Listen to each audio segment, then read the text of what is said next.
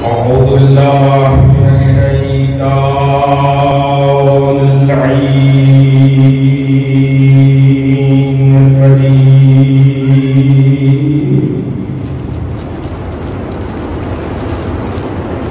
بسم الله الرحمن الرحيم.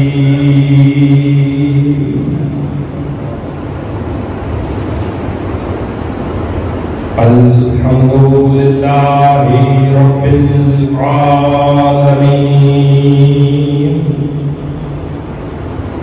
الصلاة والسلام على أشرف الخلائق أجمعين. سيدنا ونبينا وشفيع ذنوبنا وطبيب نفوسنا حبيب إله العالمين أبي القاسم محمد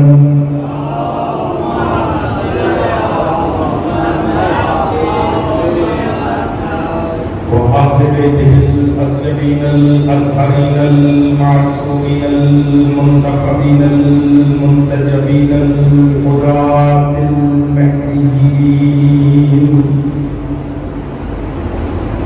الذين أذهب الله عنهم الرجس وطهرهم تطهيرا.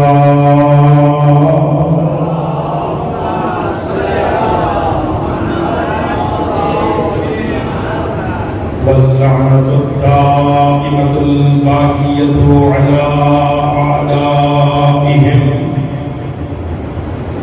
ومنكري فضائلهم وغاصبي حقوقهم أجمعين. أما بعد فقد قال سبحانه وتعالى في القرآن الكريم وقوله الحق وهو أصدق القائلين. بسم الله الرحمن الرحيم.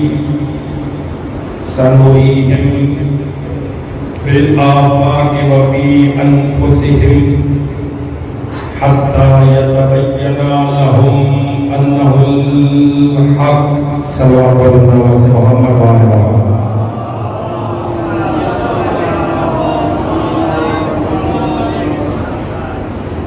احباب سے گزارش ہوگی کہ ممبر کے سامنے کا شریف کا موجود ہے اور آپ کے اور ممبر کے درمیان کافی فاصلہ ہے. اس فاصلے کو تھوڑا سا سمیٹیں تاکہ بعد میں جو مومنین تشریف لا رہے ہیں ان کے لیے آسانی پیدا ہو سکے. سلوات پڑھتے ہوئے بیٹا تھوڑا سا آگے تشریف دیں، تھوڑا نا. جوانوں کا حق ہے بیٹا وہ آگے ممبر کے قریب بیٹھے. سلوات پڑھو نواز سے محمد وآل محمد.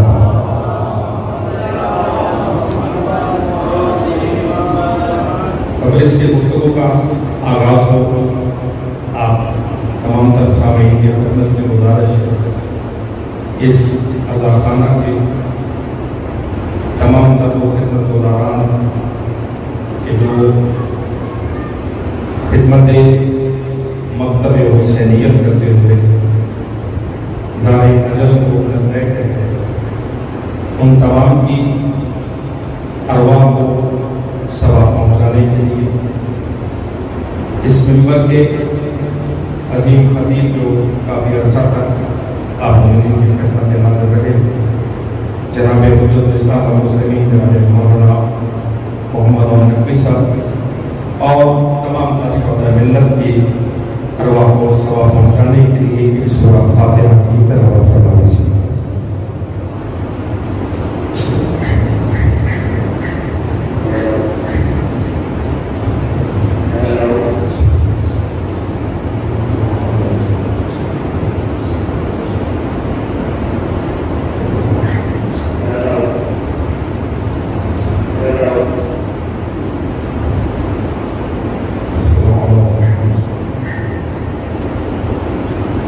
اپنی اپنی حوائج کی قبولیت کے لیے صلوات و دعوات سے محمد و آل محمد۔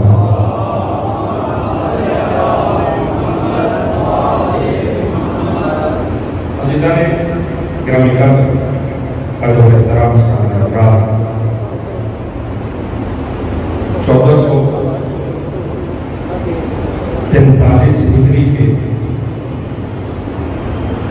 اسلامی سال کا آغاز کائنات انسانیت کے اس عظیم انسان کے ذکر سے ہو رہا ہے کہ جس نے دنیا میں آنکھ کھول دی، وہاں کے مجرم کو آزاد کیا اور دنیا سے جاتے ہوئے یہاں کے مجرم کو آزاد کیا۔ سماعتیں میرے ساتھ لے کے سفر رہے گی تاکہ تیزی کے ساتھ مطالعے اور کہنے آدیا بھی سفر ہو سکے۔ دوبارہ دقت فرمائیں گے مطلب کی طرف اسلامی کیلنڈر کے پہلے مہینے ماہ محرم الحرام آغاز کائناتی انسانیت کے اس عظیم ترین انسان کے ذکر سے ہو رہا ہے کہ جس نے دنیا میں آنکھ کھول دی، آسمان کے مجرم کو آزاد کیا اور دنیا سے جاتے ہوئے عالم دنیا کے مجرم کو آزاد کیا۔ وہاں کے مجرم کا نام خودرس تھا، یہاں کے مجرم کا نام ہو تھا۔ دونوں مجرموں کو حسین نے آزاد کر کے بتایا کہ دھرتی کے سینے پر رہتے ہوئے اس ہستی کا حکم عرش پہ بھی چلے، فرش پہ چلے، اسے عشق کی زبان میں حسین کہتے ہیں۔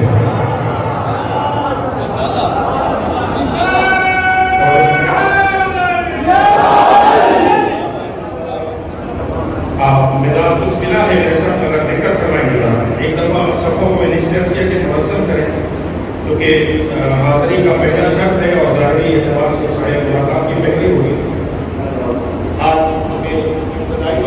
تمہیدی گفتگو ہے تو تھوڑا سا مزاج آشنا ہوں گے تو انشاءاللہ آنے والی گفتگو میں ہو جائے۔ میں نے گزارش یہ کی ہے کہ دنیا اس فلسفے کو سمجھے۔ اگر کوئی معراج انسانیت کو سمجھنا چاہتا ہے تو اسے در حسین پہ آنا پڑے گا۔ اگر کوئی انسانیت کے کمال کو دیکھنا چاہتا ہے، اگر کوئی انسانیت کی معراج کو دیکھنا چاہتا ہے، اگر کوئی انسان کی فضیلت کو سمجھنا چاہتا ہے، وہ تب تک فلسفہ فضیلت انسانیت سے آشنا نہیں ہو سکتا جب تک اس کے ہاتھ میں حسین کا دامن نہ ہو۔ اس لیے کہ حسین کسی وجود کا نام نہیں ہے۔ حسین دیکھ رکھے گا پہلی گفتگو ہے، انہیں سے ہمیں آگے بڑھنا ہے اور انشاءاللہ سے آغاز کریں گے۔ عنوان سخن جس پر اس طالب کو اپنے خدمت میں 10 دن لمکشائی کرنا ہے، اس عنوان کا نام یہ ہے کہ معرفت حق آیات الہیہ کی روشنی ہے۔ یعنی حق تک پہنچنا یہ ہماری زندگی کا مقصد حیات ہے، اور اس حق تک کہاں پہنچنا ہے، کیسے پہنچنا ہے، انہی ذریعوں سے پہنچنا ہے جو ذریعے حق کی معرفت کے لیے خالق حق نے بنایا ہے۔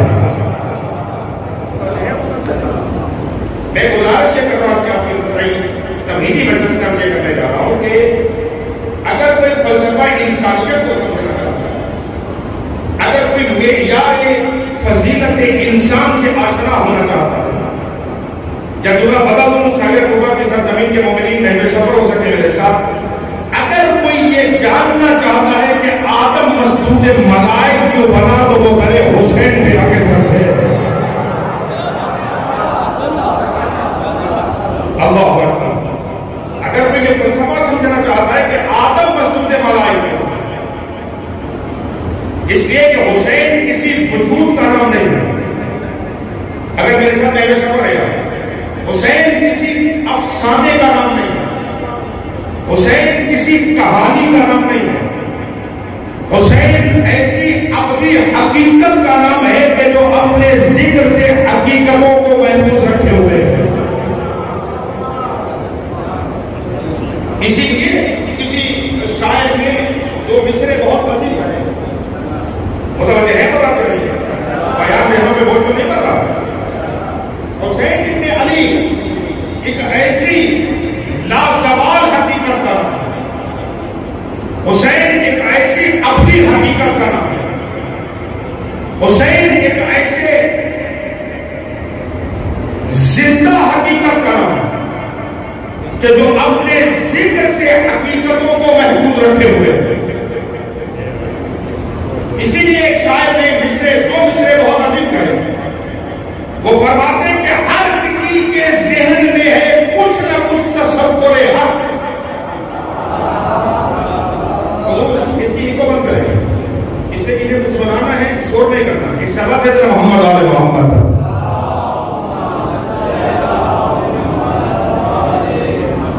سلوات ایسی معلوم ہو کہ آپ زندہ موجود ہیں.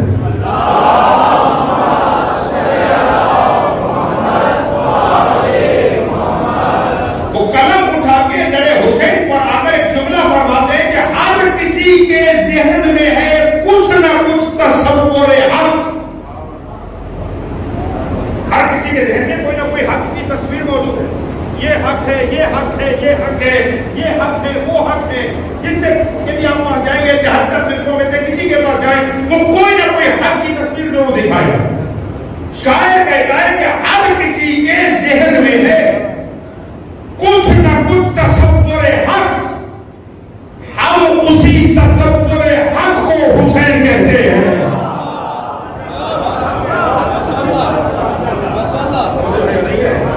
ہم اسی تصور حق حسین کہتے ہیں.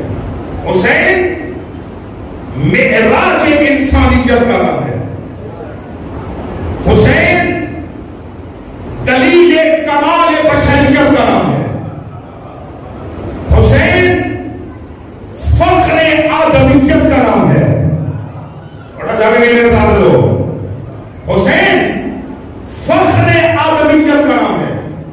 اور میں بار بار ممبر سے کیوں کہہ رہا ہوں کہ ایک ایسے انسان کے ذکر سے کچھ لوگ حیران ہو کے لفظ انسان سے حیران ہو رہے ہیں. اس لیے کہ جب ہم امام حسین کو انسان کہتے ہیں تو تبھی تو وہ فلسفہ سمجھ میں آتا ہے کہ اللہ نے فرشتوں سے کیوں کہا تھا جو میں جانتا ہوں وہ تم نہیں جانتے. یہ تو سمجھ میں آتا ہے کہ اللہ نے فرشتوں سے کیوں کہا تھا جو میں جانتا ہوں وہ تم نہیں جانتے. میں فرشتہ جان بوجھ کے نہیں کہہ رہا ہوں. یہ نہیں کہا ہے کہ ایسے فرشتے کے نام سے نہیں، ایسے انسان کے نام سے. کیوں؟ اس لیے کہ اقبال علیہ الرحمن نے ایک منظر میں قلم کو اٹھایا اور اقبال قلم اٹھا کے دیکھیے. ہمارے ہاں ایک معاملہ ہے جب ہم گفتگو کر رہے تو کہتے فلاں بڑا فرشتہ صفت انسان ہے، جبکہ اللہ نے قرآن میں فرشتوں کو افضل مخلوق نہیں کہا. تھوڑا دقت فرما گیا وہ. آج سماعتوں کا بھی امتحان ہے، کل سے فیصلہ ہے کہ گفتگو کس نہج پہ لے کے جانا. اللہ نے قرآن میں فرشتوں کی افضلیت کا اعلان نہیں کیا.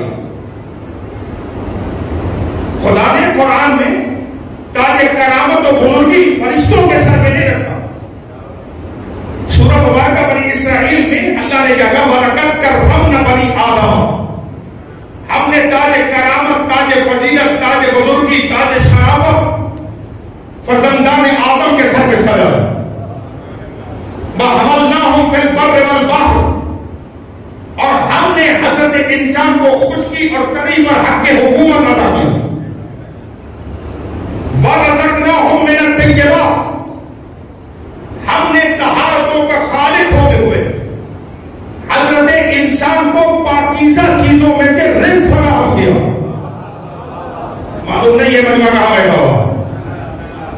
وَلَقَدْ كَرَّمْنَا بَنِي آدَمَ. ہم نے حضرت انسان کے سر پر تاج کرامت سجا. حَمَلْنَاهُمْ فِي الْبَرِّ وَالْبَحْرِ. ہم نے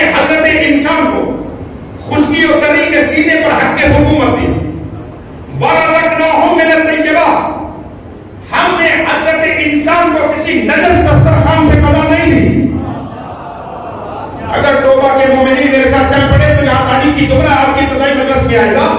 اللہ کہتا ہے وَرَزَقْنَاهُم مِّنَ الطَّيِّبَاتِ، ہم نے حضرت انسان کو پاکیزہ چیزوں میں سے رزق فراہم کیا. ہم نے انسان کے دہان تک ہم نے نجس غذا انسان کو نہیں دی. انسان اپنی مرضی سے حلال میں حرام کو مخلوط کرے یہ اس کے اختیار ہے. ہم نے اپنی جانب سے حضرت انسان کو پاکیزہ چیزوں میں سے رزق فراہم کیا. وَفَضَّلْنَاهُمْ عَلَىٰ كَثِيرٍ مِّمَّنْ خَلَقْنَا تَفْضِيلًا، اور اپنی مخلوقات میں سے اکثریت پر حضرت انسان کو فضل عطا فرمایا. توجہ فرمانے بتاتے نہیں بتا تھک تو نہیں گئی طبیعت متوجہ ہے پتا کتنے تمغے دیے خدا نے. تاج کرامت انسانوں کے لیے، خشکی تری کے سینے میں حکومت انسانوں کے لیے، پاکیزہ چیزوں میں سے رزق انسانوں کے لیے، اکثر مخلوقات پر فضیلت حضرت انسان کے لیے. ذرا تدبر کر قرآن کیجیے. یقیناً طلباء و علماء کرام میں سے زیادہ میں تشریف فرما ہوں گے. خدا کہہ رہا حضور انسان کر کے رزقناہم من الطیبات، ہم نے حضرت انسان کو پاکیزہ دسترخوان سے رزق عطا کیا. ہم نے انسانوں کو نجس غذا نہیں دی. جو اللہ کسی عام انسان کے دہن تک نجس غذا نہیں پہنچنے دیتا، وہ محمد جیسے نبی کو کسی کافر کے دسترخوان پر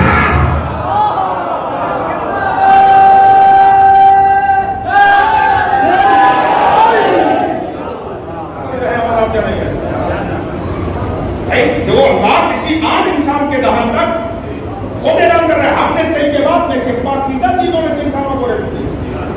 ہم حرام رزق انسان کو نہیں دیتے. ہم نجس غذا حضرت انسان تک نہیں آنے دیتے. انسانوں کا اپنا اختیار ہے کہ یہ حلال کو حرام میں ڈالیں، حرام کو حلال میں ڈالیں، یہ پاک کو حلال، پاک چیز کو حرام میں بدل دیں. یہ اس کا اختیار ہے. مگر ہم پاکیزہ چیزوں میں سے رزق دیتے ہیں. یہ فضیلت کا اعلان کس کا؟ انسان کا یا فرشتے کا؟ حضرت انسان کی فضیلت تمہیدی مجلس ہے جو ساتھ چلے گئے. یہ اعلان کس کا ہوا؟ حضرت انسان کی فضیلت کا اعلان ہوا کہ تاج کرامت حضرت انسان کے سر پہ سجائے. اور جو تاج کرامت حضرت انسان کے سر پہ سجایا اسی انسانیت کی معراج کے نقطۂ آخر کا نام حسین ہے. نہیں تھوڑا سا ذکر کریں گے حضور. میں مجبور ہوں اپنے انداز خطابت کی وجہ سے بھی، اور کچھ یہاں کے عزیزان جو ذمہ داران ہیں جو انہوں نے بریفت دی ہیں آپ کے حسن سماعت کے حوالے سے، تو مجبور ہوں کہ کسی بھی سطحی گفتگو کا سہارا نہ لیا. ویسے بھی ممبر سے معمولی و ہلکی باتیں کرنی بھی نہیں چاہتے، اس لیے کہ یہ ممبر خطیب ممبر سلونی کا ممبر ہے. پیچھے والے حضرات میرے ساتھ ہیں؟ بات سبھی تک پہنچ رہی ہے. حضرت انسان کی کرامت کا اعلان ہے کہ ہم نے تاج کرامت انسانوں کے سر پہ رکھا، اور انسانیت کی معراج کے، بشریت کے کمال کے نقطۂ آخر کا نام حسین ہے.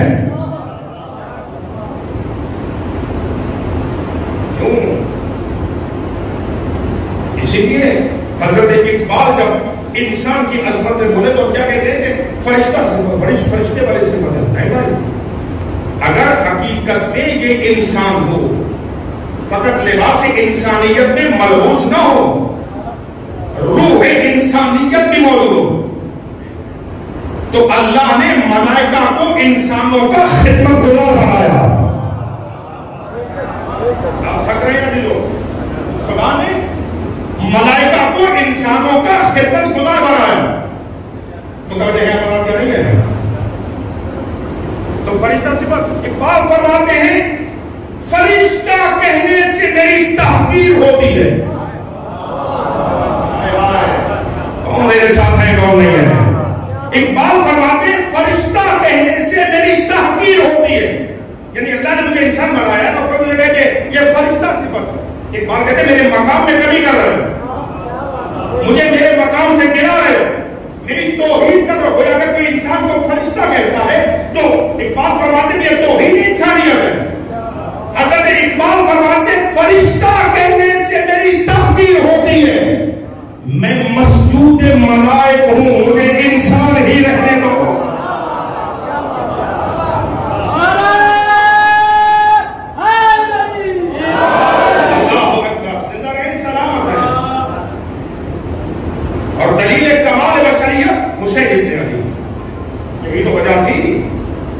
یہی تو وجہ تھی کہ وہ کائنات کی بزرگ و برتر ہستی جس کے نطق پر بھی وحی الہی کا پہرا ہے۔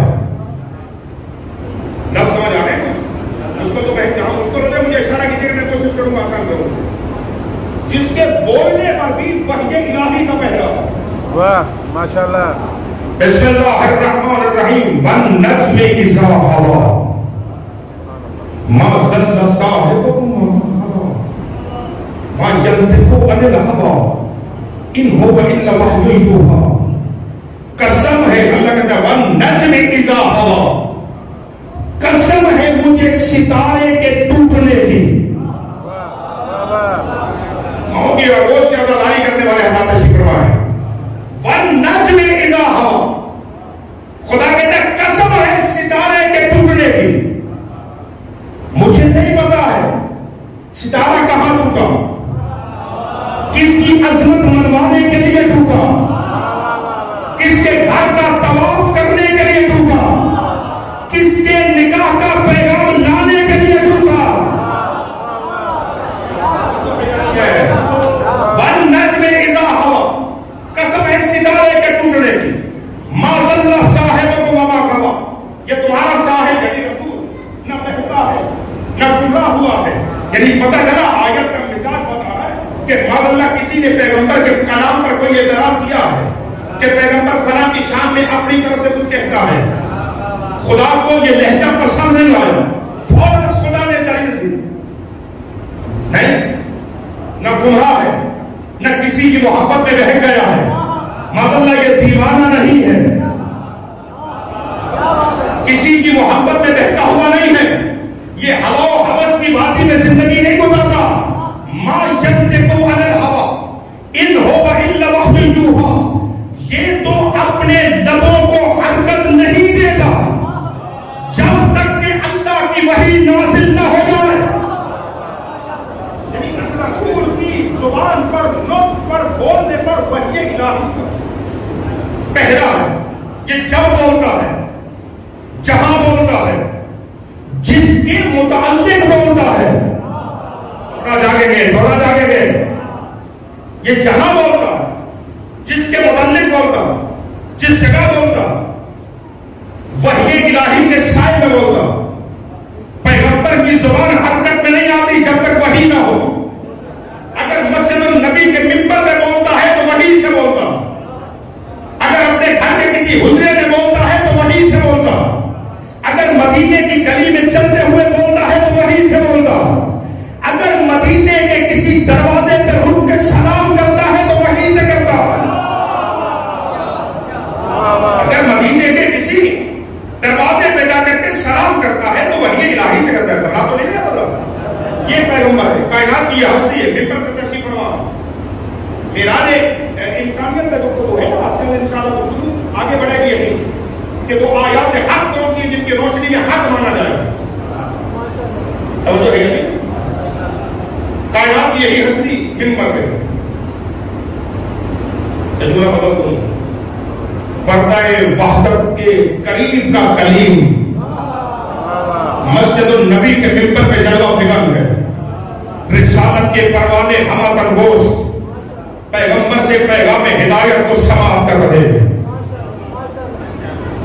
پورے کا پورا مجمع پیغمبر کی گفتگو کو سن رہا، توجہ دے رکھیں گے حضور، سارے کا سارا مجمع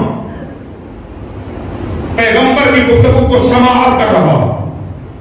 یا کسی اسلام میں رسالت کی نگاہوں نے دیکھا کہ مسجد النبی کے فرش پر دین کی بقا ظاہر ہوئی۔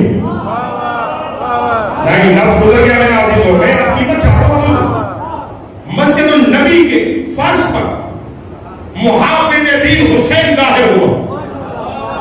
ابھی کچھ سمجھیں گے، ابھی کچھ یہ بھائی کا کانٹا ہلا جائے گا تھوڑا سا، یہ ساتھ والے آپ دیکھیں مجھے دیکھنا، میں لاہور سے آیا ہوں بھائی آپ کے لیے زحمت کرنے کے لیے، تو سونا نہیں ہے، یہ مقدس جگانے کی محفل ہے. آپ سوئیں گے تو میں سناؤں گا.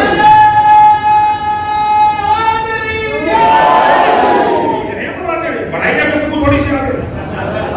رسالت کی نگاہوں نے دیکھا کہ مسجد النبی کے صحن میں دین کی بقا ظاہر ہوئی.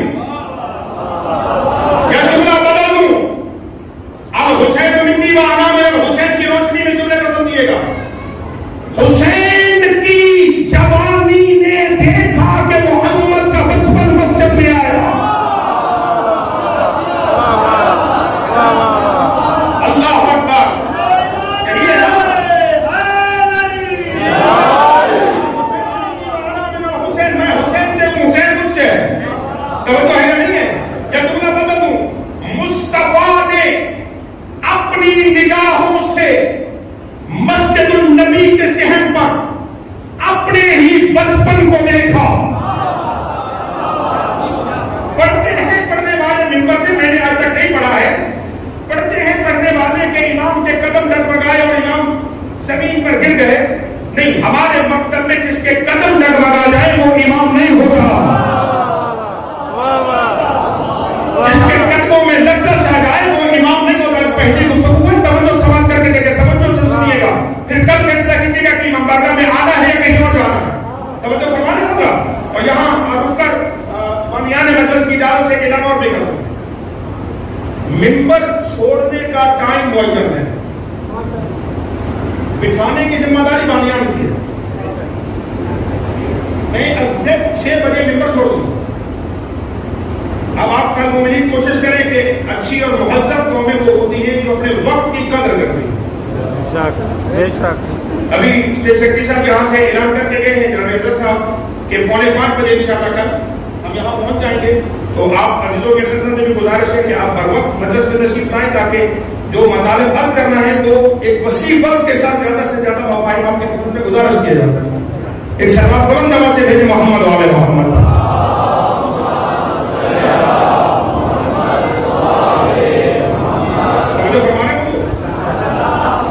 پیغمبر کی نگاہوں نے مسجد النبی کے صحن میں اپنے ہی بچپن کو دیکھا.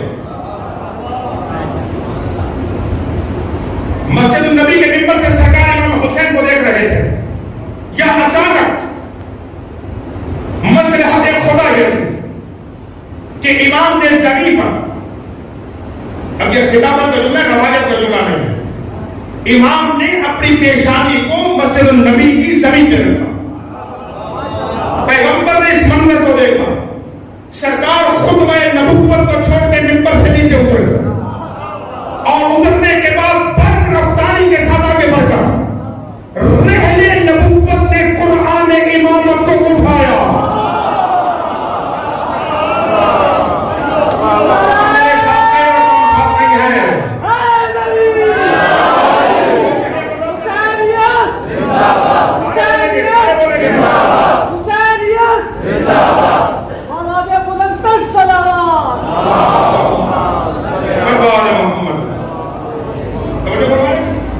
رحلِ نبوت دراز ہوئی تاکہ قرآن امامت کو اٹھایا جائے.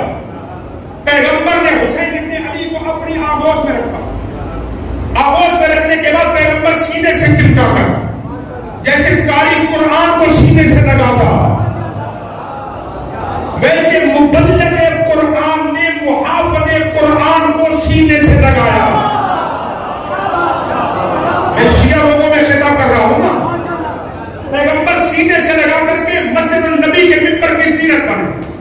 مسجد النبی کی ممبر کی سینت بننے کے بعد پیغمبر نے اپنے ہاتھوں پر، اب روایتوں کے الفاظ یہی ہیں، پیغمبر نے یوں امام حسین کو اپنے ہاتھوں میں بلند کیا.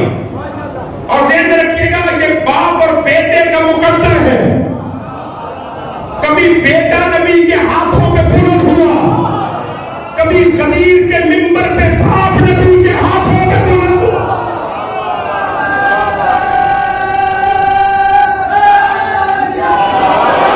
اللہ اکبر. پیغمبر نے یوں مجمع کے سامنے امام حسین کو کی. ایھا الناس، اے لوگو، ھذا حسین. اللہ اکبر. ھذا حسین، یہ حسین ہے.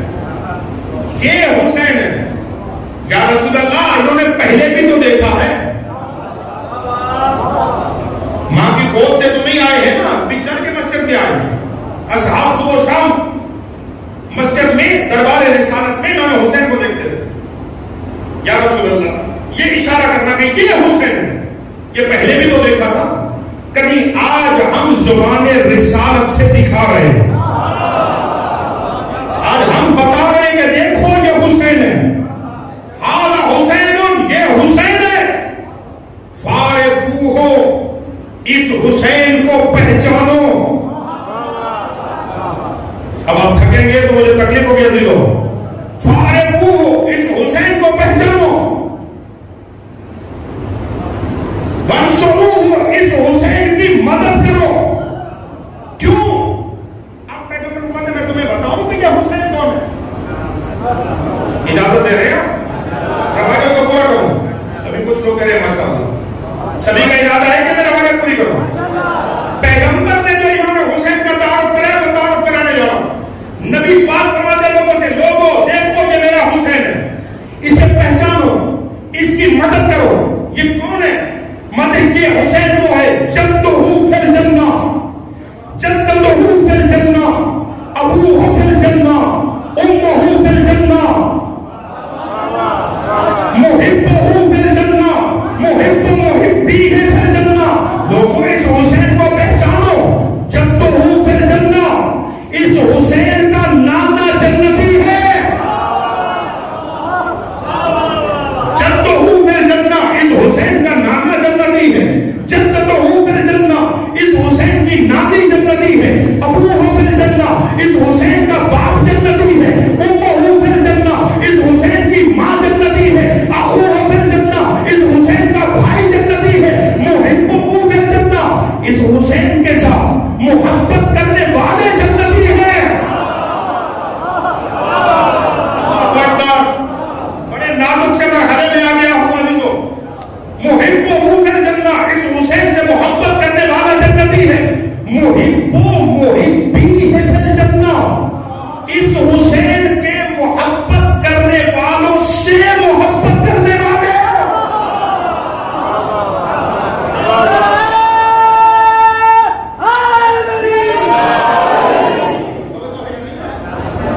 جب تو وہ جنتی ہے، نانا جنتی ہے، نانی جنتی ہے، ماں جنتی ہے، باپ جنتی ہے، بھائی جنتی ہے. حسین سے محبت کرنے والے جنتی ہے. حسین کے چاہنے والوں کے چاہنے والے،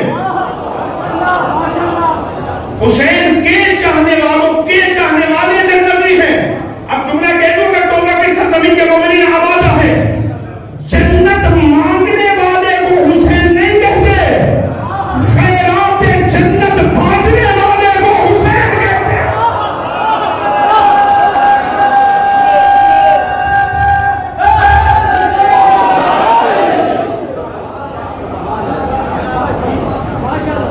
طالب جنت کو حسین نہیں کہتے، طالب جنت کو حسین نہیں کہتے. جنت مانگنے والوں کا جنت بانٹنے والوں سے کیا مقابلہ ہے؟ اللہ اکبر. جنت مانگنے والے اور ہیں، جنت بانٹنے والے اور ہیں. اور یہ بھی لوگوں کی مجبوری ہے، ورنہ تاریخ کو کہاں لے جاؤں. مجھے چہرہ یاد آ رہا ہے، قوم کی سرزمین کا شاید پہچان لیا مادت کے ساتھ بھائی تشریف فرما ہیں، عالم دین ہیں، قوم سے ہمارے عزیز ہیں. تشریف فرمائے مجلس میں جو زینت اس طالب علم کے لیے. یہ لوگوں کی مجبوری ہے کہ کہہ رہا ہوں کہ حسین جنت بانٹنے والا.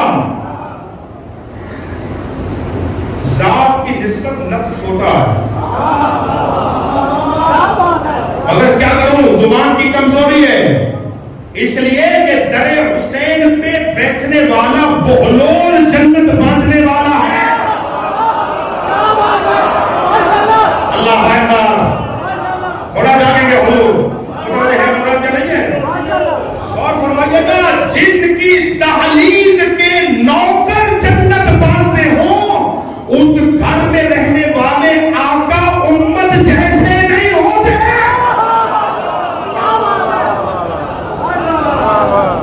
اللہ اکبر. جب تو ہو پھر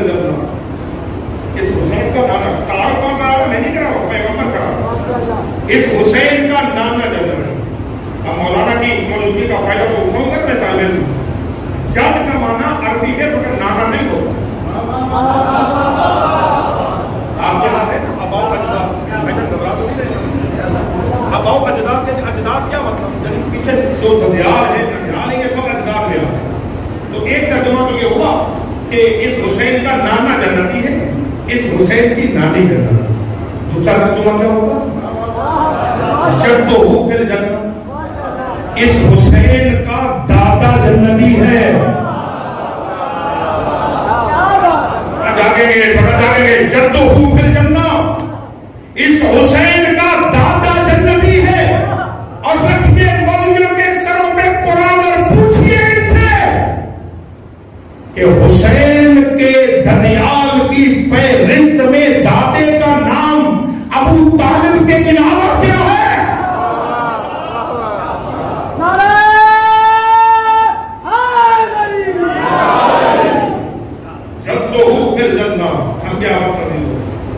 اس حسین کا دادا جنت، اس حسین کی دادی جنت، اس حسین کی ماں جنت. اور کتنے ناقابل اندیش لوگ ہیں نا جو معذ اللہ کہتے ہیں کہ حضرت عمران علیہ باللہ کہ وہ جہنم کی آگ میں ہوں گے. زیر عالی میں رکھنا جس کے خاندان کے بچے، جس کے پوتے جوانان جنت کے سردار ہوں.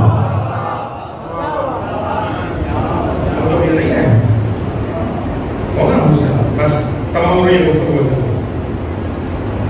کمال بشریت کا نام حسین ہے. کس منزل پہ پیغمبر دکھا رہے ہیں؟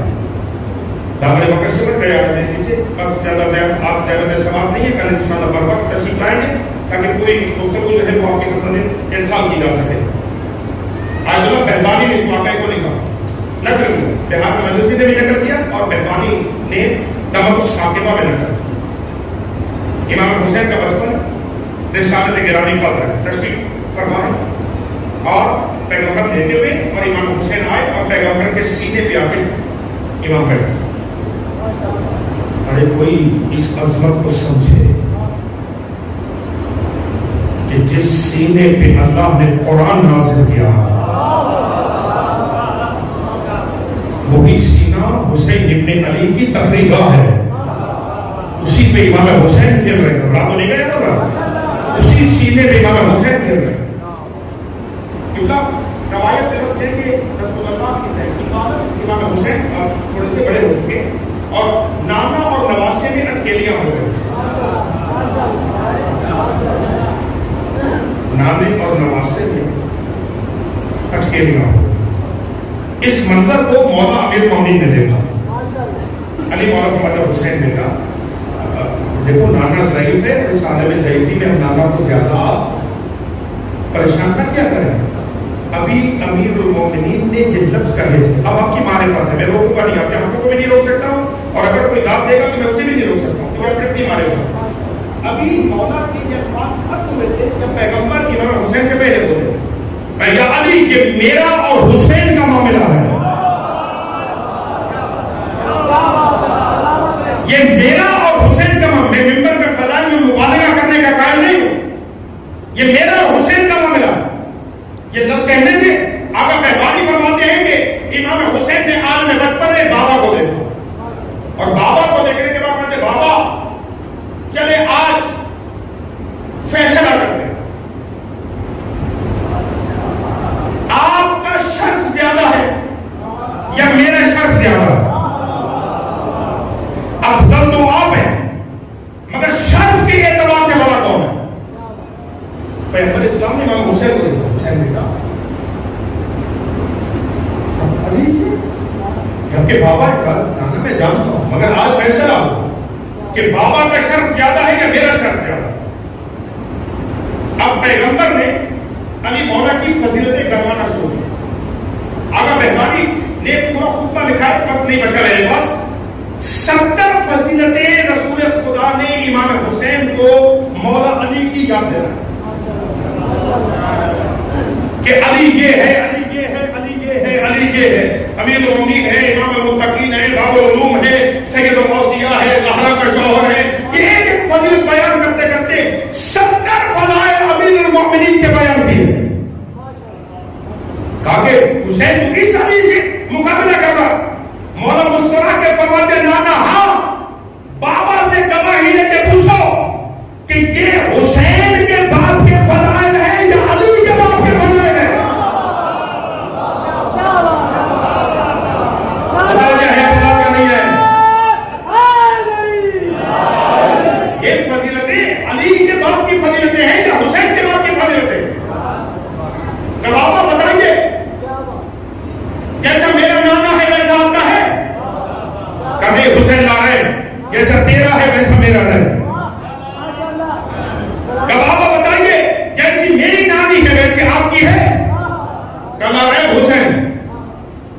کہ تو زیادہ ہے. کہ بابا بتائیں کہ جیسا میرا باپ ہے ویسا آپ کا ہے؟ کہ نہیں ہو سکتا. کہ جیسے میری ماں؟ کہ نہیں ہو سکتا. کہ جیسے میرا بھائی. بہت عظیم جملہ ہمارے عزیز نے کہا تھا کہ آج مشکل کشا مشکل میں آیا. اللہ اکبر.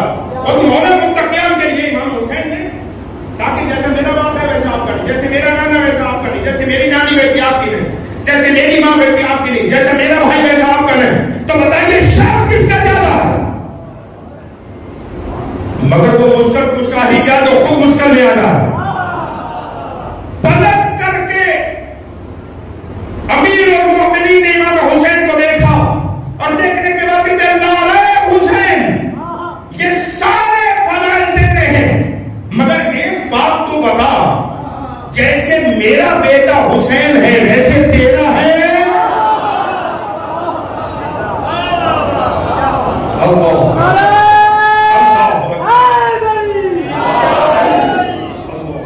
جیسے میرا بیٹا ویسے تیرا. یہ ہے وہ انسانیت کی معراج.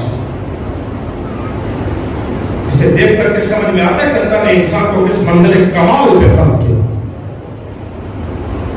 کیوں یہ رتبہ ہے, کیوں یہ مقام ہے؟ اس لیے کہ جتنا بڑا مقام ہے اتنی بڑی ذمہ داری بھی ہے. مجھے معلوم نہیں ہے کتنے لوگوں نے رات چاند دیکھا ہوگا, لیکن کم از کم ٹی وی ٹرانسمیشن میں لوگ انتظار میں تھے کہ کب رؤیت ہلال اعلان کرے. دھیان رکھیے گا, ہر چاند 11 مہینوں کے جو چاند دیکھے جاتے ہیں اس چاند کو دیکھ کر دعا کی جاتی ہے. بہنیں دعا کرتی ہیں کہ ہمارے بھائی سلامت رہے, مائیں دعا کرتی ہیں ہمارے بیٹے سلامت رہے, غریب کوئی ہو تو وہ وسعت رزق کی دعا مانگتا. مگر یہ اسلامی کیلنڈر کا واحد چاند ہے عزیزو, جسے جب غریب زہرا نے دیکھا تو ایک جملہ امام نے کہا اِنَّ لِلَّهِ وَإِنَّا آج حکم کرا. یہ گریے کے ایام ہیں نا, یہ رونے کے ایام ہیں. یہ ایک دور سے آئی ہوئی ماں کو بھروسہ دینے کے ایام ہیں. سادات غیر سادات نبی میں نشیب فرما ہے.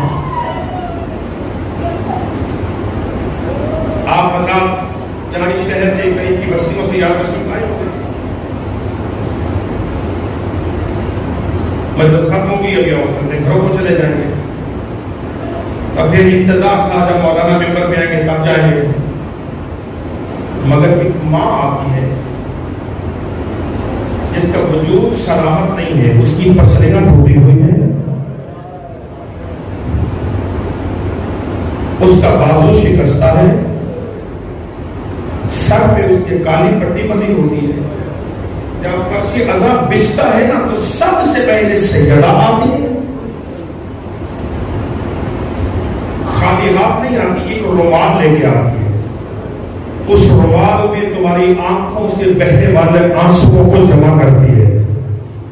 اور یہ جملے میں نے مکتر کی کتابوں میں پڑھے. مجلس ختم ہونے سے پہلے سیدہ عزا خانے کے دروازے پہ چلی جاتی ہے. یہ جملے سمجھ آ گئے تو شاید اگلے جملے مسئلے کے پڑھنے نہ پڑے. عزا خانے کے دروازے پہ بھی جا کے رک جاتی ہے. جب حسین کے رونے والے عزادار نکلتے ہیں نا عزا خانے سے, اس وقت اپنا ٹوٹا ہوا ہاتھ ماتھے پہ رکھتی ہے اور ماتھے پہ رکھ کے کہتی میں تمہارا شکریہ ادا کرتے ہو, تم میرے حسین کو رونے کے لیے آئے تھے. بس رونے والوں عزاداروں, کل رات سے حسین کے غم کا اعلان کیا ہے محرم کے چاند نے.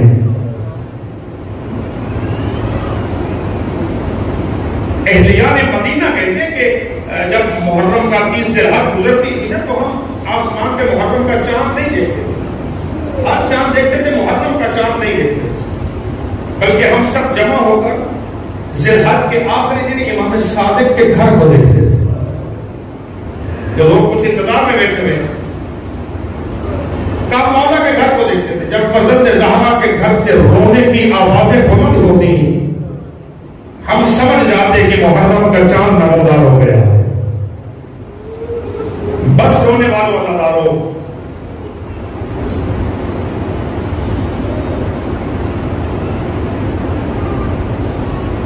28 رجب بہن کو بتایا کہ مجھے ولید نے دربار بلایا ہے. دربار کا نام آیا سیدہ ایک مرتبہ تربی حسین دربار. اس وقت کہاں بہن؟ اچھا حسین پھر مجھے اپنے عباس کو بلانے دے, میں تجھے اکیلا نہیں جانے دیتی, رونے والوں عزادارو. امام فرماتے میں جانتا ہوں ولید میرا قاتل نہیں ہے, کیا نہیں, لیکن حسین میں تجھے اکیلا نہیں جانے دوں. عباس حسین دربار جا رہا. ہائے رونے والوں عزادارو, ایک مرتبہ مولا عباس کے باقی جوانان بنی ہاشم کو جمع کیے. جوانان بنی ہاشم کے ساتھ فرزند زہرا دربار کی جانب چلا. دربار کے دروازے پہ جا کے فرماتے عباس مجھے اکیلے کو بلایا, آپ اندر نہیں آ سکتے. ام البنین کے لال نے ہاتھ باندھے, مولا جس بہن نے مجھے محافظ بنا کے بھیجا ہے نا, اگر دربار میں آپ کے ساتھ کچھ ایسا ویسا ہو گیا بتاؤ میں زہرا کی بیٹیوں کو کیا جواب دوں گا. ایک مرتبہ والا فرماتے عباس اگر دربار کے حالات کچھ ناسازگار ہوئے میں نعرہ تکبیر بلند کروں گا تو ولی کا حال ہے, دروازہ توڑ کے اندر آ جانا. جو رونے کے انتظار میں بیٹھے ہو, رونے والوں زہرا قریب زہرا دربار آنا. پیغام ملا. امام نے کہا کہ صبح بتائیں گے, رات کی تاریکی میں حسین فیصلہ نہیں کرے گا. جب بننے لگے نا کسی ملعون نے امام کے قبر کا اشارہ کیا. اشارے کا ہونا تھا یا ایک مرتبہ امام فرماتے یبن الزرقاء, اے نیلی آنکھوں والی ماں کے بیٹے تم مجھے قتل کرے گا یا یہ قتل کرے گا. لفظ قتل کا نام آنا تھا یا علی کے لال نے دروازے کے کنڈے میں ہاتھ ڈالا. عباس نے دروازے کو توڑا, تلوار پہ نیام کر کے غازی آگے بڑھ گیا. تو مولا کون ہے جس نے تیرے قتل کا نام لیا؟ غریب زہرا نے دونوں ہاتھ عباس کے سینے پہ رکھے, رکھنے کے بعد کہا عباس میں لڑنے نہیں آیا. بس رونے والوں عزادارو بنی ہاشم کے جوانوں کو لے کے مظلوم واپس آ. نکاحی امامت نے کیا دیکھا کہ گھر کی دہلیز پر ایک بہن کھڑی تھی جس کے پاؤں پہ برف آئے ہوئے تھے. سر سے لے کے پاؤں تک امام نے بہن کو دیکھا اور دیکھنے کے بعد کہتے ہیں زینب ابھی تو اتنی دیر کھڑا ہوئی ہو, پاؤں سوکھ گئے, اللہ جانے کئی کئی گھنٹے کی پیشیاں. اجر و قبل اللہ جن کی سزائیں بلند ہو گئی ہیں. چھٹے مولا کا تقاضا یہ جب میرے دادے کے مسائل پڑے جائے نا بلند آواز سے کریا کیا کرو, اور جب تم بلند آواز سے روتے ہو نا اس وقت امام فرماتے میرا اللہ ان آوازوں پہ رحم کرنا جو میرے مظلوم دادے کے غم میں بلند ہو رہی ہے. بہن کو بتایا, پتا چلا نہیں فرماتے کہ زینب بہن میں نانے کی مرکز پہ جا رہا ہوں, ابھی کچھ دیر تک واپس آؤں گا. بہنوں کو بتا کے نانا رسول کی مرکز پہ آئے. اور ہمارے کرام نے لکھا مکتب کی کتابوں میں جب نانے کی مرکز پہ جا رہے تھے بڑے آرام سے گئے, قبر رسول کو سینے سے لگا کے رو کے بولتے نانا وہ امت تیری مجھے مدینے میں رہنے نہیں دیتی, نانا میں مدینہ چھوڑ کے جا رہا ہوں, نانا مگر تیری قبر کا چراغ جلانے کے لیے 7 سال کی بیٹی چھوڑ کے جا رہا ہوں. نانے کو الوداع کرنے کے بعد حسن مجتبی کی مرکز پہ آ کے رو کے امام فرماتے حسن خوش نصیب ہے تجھے ماں کے پہلو میں جگہ تو مل گئی. حسین سلام آخر کرنے آئے. رونے والا نظر عالم دین تشریف فرمائے. مقتل کا جملہ یہ ہے جب امام بھائی سے رخصت کر کے حضور چلے ہیں نا ماں زہرا کی قبر کی طرف, اب امام آرام سے نہیں چلے.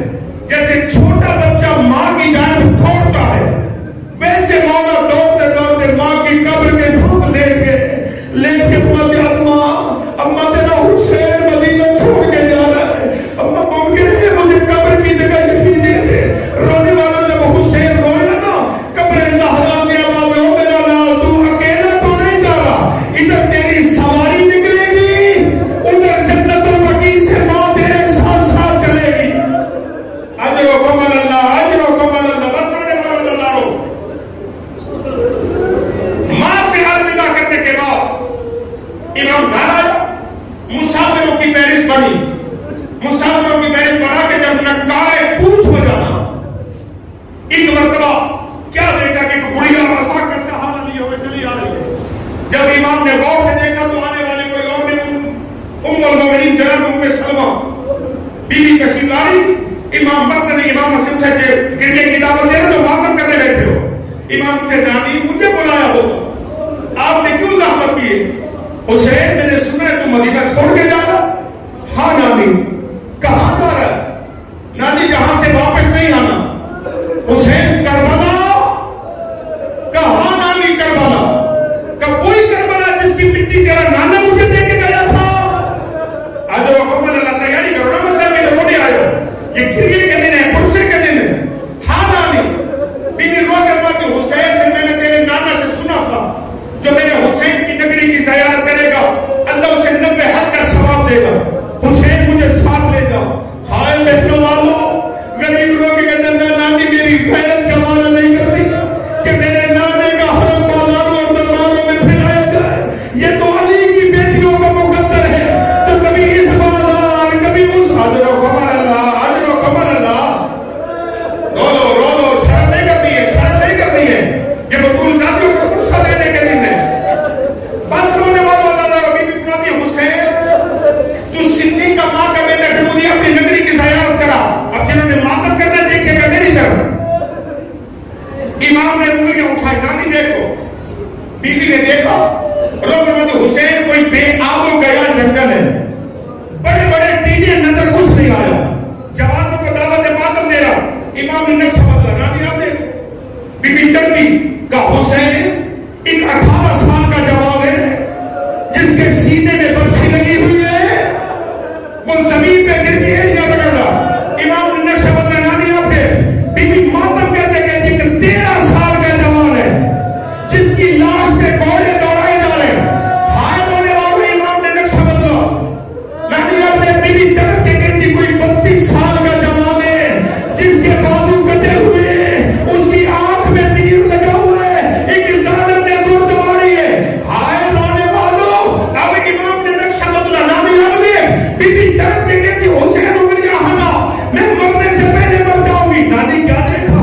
کہ ایک ضعیف ہے جس کے ہاتھوں پہ 6 ماہ کا بچہ ہے، اس نے پانی مانگا، ایک ظالم نے تیر مارا۔ اب بی بی فرماتی اب دے، بی بی تڑپ کے کہتی حسین ماں مرنے سے پہلے مر جائے، بتا یہ مرنے والا کون ہے، یہ مارنے والے کون ہے؟ امام فرماتے نانی جس کے سینے میں برچھی دیکھی وہ میرا علی اکبر ہے، جس کے گھوڑے دوڑتے دیکھے وہ حسن کا قاسم ہے، جس کے بازو قلم دیکھے وہ علی کا بیٹا عباس ہے، جس کے گلے میں تینوں کو والا تیر دیکھا نانی وہ رباب کا علی اصغر ہے۔ آئے بہنوں والو، امام کہتے جس کے گلے میں خنجر چلتے دیکھا وہ میں تیرا حسین ہوں۔ حسین کا نام آیا، سلمہ گشت کھا کے زمین پہ گری، اے بی بی تو نے تو حسین کو قتل ہوتے نہیں دیکھا لیکن تو برداشت نہ کر سکی۔ ہائے زینب کا حوصلہ، ہائے کلثوم کا حوصلہ، ہائے سکینہ کا حوصلہ جو 70 قدم پہ کھڑی تھی اور رو کے کہہ رہی تھی یا جدہ صلی علیہ ملک السماء، یہ دانا تجھ پہ آسمان کے فرشتوں نے درود پڑا، یہ تیرا حسین جس کا گلا کاٹا۔ اللہ لعنت اللہ علی القوم الظالمین، سیعلم الذین ظلموا ایام القیامۃ۔ ماتم حسین